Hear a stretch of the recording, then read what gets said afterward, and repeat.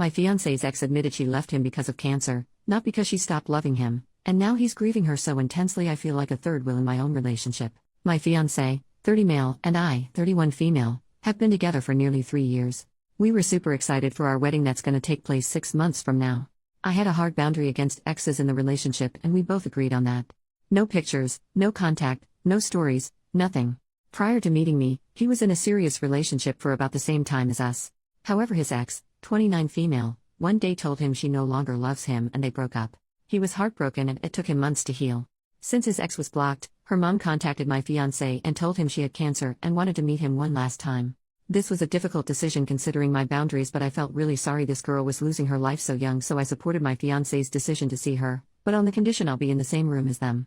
Apparently, she had developed skin cancer and the doctor had drawn up a prognosis for her a few months before they broke up. The ex told both of us that she wanted him to lead a happy life with a woman who could share a life with him, and wished us well. That's why she lied about not loving him anymore, and that she always loved him all this time. She recently died 3 weeks ago and my fiancé is a complete mess. I can't unsee the way they both held each other's hands, and the look of nostalgia and love in his eyes for her. I just felt like an outsider in that moment. It's so difficult and hurtful to see him cry about another woman who he once loved. I literally can't unhear things he said to his mom in the kitchen one day. I wonder what life could have been like with her. We could have been a happy family of our own. She wanted kids with me and we could have named her Rose like she wanted. Where does this leave me? Why am I in his life still if he'd rather be with someone else? I promised myself that I'll only ever be with a guy for whom I am his one and only and first priority. I saw that in him before, but now I don't know. Trust me, I am not a heartless person and I would rather not put myself in any position where I'll consider myself a monster. But this feels incredibly complicated and extremely hurtful to feel like a third wheel in my once happy and thriving relationship. He has been reaching out to me for support and I gave a listening ear, and he has been telling me so many stories from his time with her, and I didn't like one bit of this. My therapist told me while having empathy is important, I shouldn't have to lose myself in my relationship even if circumstances are hard. 2 days ago, he received a package in the mail and it was from the ex's sister. Apparently it was a photo album from their old times that the ex wanted him to have. My fiancé held it so gently and even teared up little.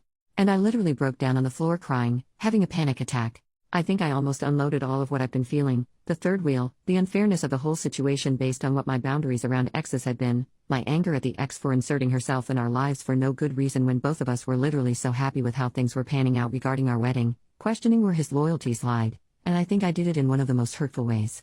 I told him that we need to pause our wedding plans for now and wanted a week or 2 off to think about our relationship. I'm at my sister's place and haven't been able to sleep or eat properly ever since. It's almost as if I'm falling out of love with my fiancé and he has been calling me and texting me nonstop. I feel so guilty right now. He had self-destructive tendencies years ago and I am afraid I might trigger that. He says his ex already died and it's gonna break him if I left him too. If I left him too? Emphasis on the two, I'm just done. What the heck am I supposed to do?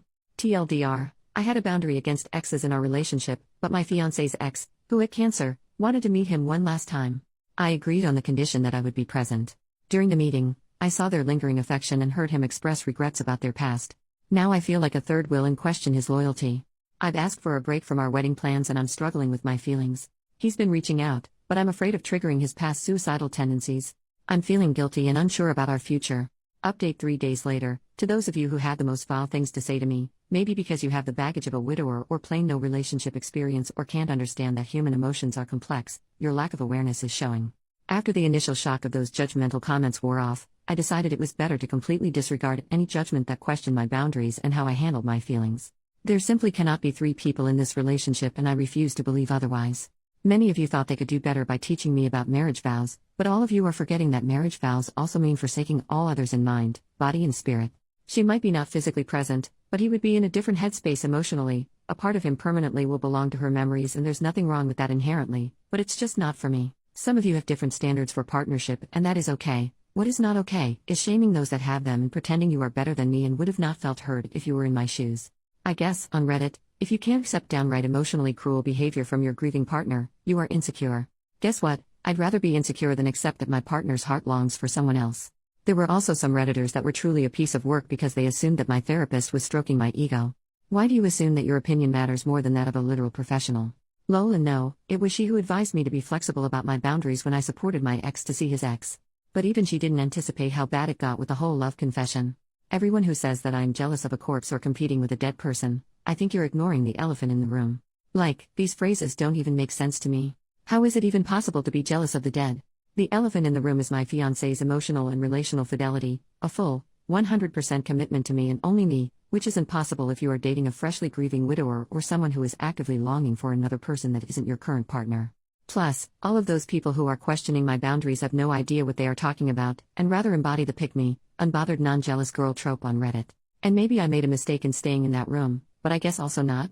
Because my fiancé said if I wasn't there he wouldn't have told me anyway because of how complicated it would have gotten. I guess it was the right call after all, no matter how many people like to disagree. And the fact that I knew what was going on in his heart enabling me to leave confirms why I need those boundaries. Had I been firm about him not going to see her, I wouldn't have been left feeling like a divorcee. I don't have the energy to elaborate on how many fond stories I have listened to since her passing, but one thing stands. The fact that he moved on from the initial breakup only because she decided to end things, makes me feel like he's only settling for me, and the only reason I am with him today is because of how he couldn't build a life with her, and that's a terrible foundation for a relationship where both partners should feel like the first choice. Him reliving what his future could have looked like has damaged any trust I've had in him beyond repair.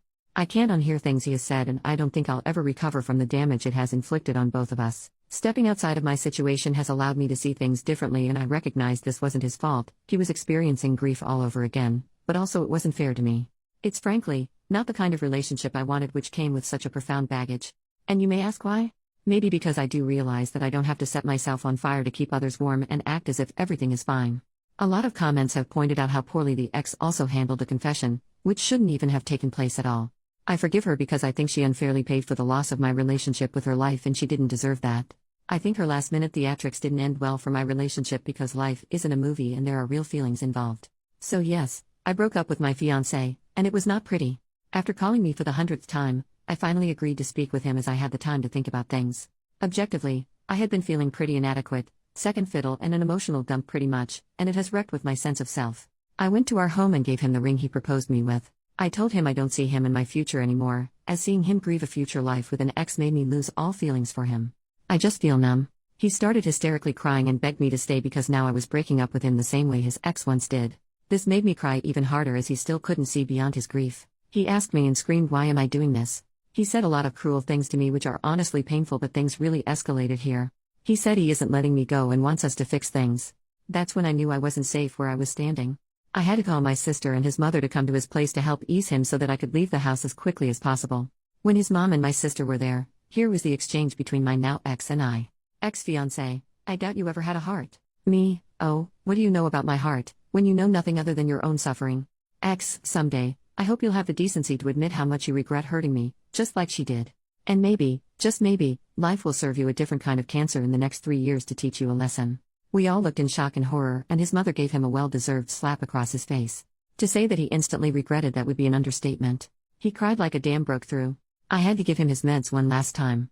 My sister muttered, "I hope you are ashamed of yourself," and grabbed my arm and took me out of the house. I might just look for welfare checkup for him as soon as I've gained some sanity and sense of normalcy. I care about him still as a person and certainly don't want to demonize him anymore, but this is not the man I fell in love with. I guess I have to stay single for a while and find someone actually worthy of my time. When I love with my full heart. And I want someone who can appreciate that. Wishing everyone, even the naysayers, peace and love. I'm going to be logging off Reddit to take care of my mental health now. I'm wishing love and peace to all who cared.